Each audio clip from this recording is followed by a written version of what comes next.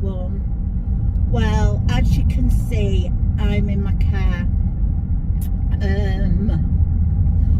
Yeah, I just thought I'd talk to you and let you know what's happening with me, what's been happening with me, and you can keep me company while I get to where part way of where I'm going. But yesterday, whoever of you have watched Emma's vlog yesterday, heartbreaking, and she did mention in it that I was with her. I was actually, she said I was in with Suze while she come out and had a chat with you guys. Well, so last night, because poor Emma obviously is tearing herself in two with everything with her mum, Suze, she can't physically be in two places at once. Her brother, and obviously darling Bean, who's just the same and a massive support and has been through all of this to everyone, had to go home. She'd been with Emma's mum, as Emma said, and Emma's brother, he needed to leave to get some clothes, etc. So I went last night to Emma's mum to let Terry go get clothes and basically to go home, get clothes, get some rest. He needs to do that because he's gonna have to, he needs strength to be there for Emma and Susie and whatever else happens through this.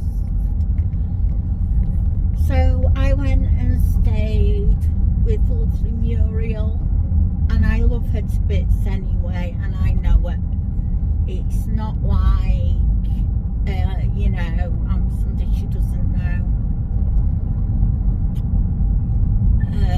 The thought of her being on her own was just a non-starter, and it would have, I think Emma's mental well-being couldn't have taken it, and her emotional well-being, it's so hard for her, and she's just, bless her heart, tearing herself in two. So I went to be with Muriel. I think I got there about midnight. I mean, the first thing Emma said when I offered was, I offered to do it unconditionally. I'd been there with my mum. I know what to expect. And first thing she said was, Jo, I cannot ask you to do that. So I said to her, but you're not asking, sweetheart, I'm offering. So I went, Terry went home about 2 a.m. and I stayed with Muriel till, must have been about lunchtime today. And then I've come home have no tablets or anything with me, so I went to the pharmacy this morning in the hospital and said, look, this is what I want, you know, and I explained the situation. Just had to get here and hadn't got none of my pills. So basically I got a lansoprazole equivalent, which helps my stomach because of all the drugs I normally take. And then I got some painkillers, just because obviously I didn't have mine with me, but the strongest ones they could sell me over the counter. And I took a couple of those. I had my anti-fatigue pill with me, luckily enough, and took those this morning.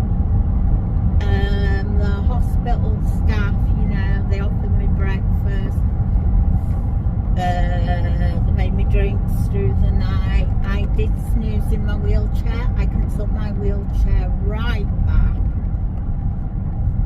So, you know, that wasn't too bad. I sort of snoozed on and off. And then I got home this afternoon about 45, I think it was, and I've got changed because I was actually sort of like stressed because I've been to see Strictly the Professionals. I mentioned it in my last vlog that I was going. So I've come home, I've been out of my wheelchair, I've laid on the bed. Don't worry, I am looking after me. Got my tablets, had some rest, spent some time with Casey, and he totally gets why I'm doing this. At the end of the day, they're his friends too, you know, Emma and Ash, and I just said to Emma last night, look, if it was the, you know, you would do it for me, wouldn't you? And she says, yeah, without question. I says, well, there you have it, you've got your answer. You know, I do it for her. I do whatever I could for her and Suze and Muriel, Terry, you know, her other brother, bless him, he's at home on oxygen, and of course I do whatever I could for Ash too.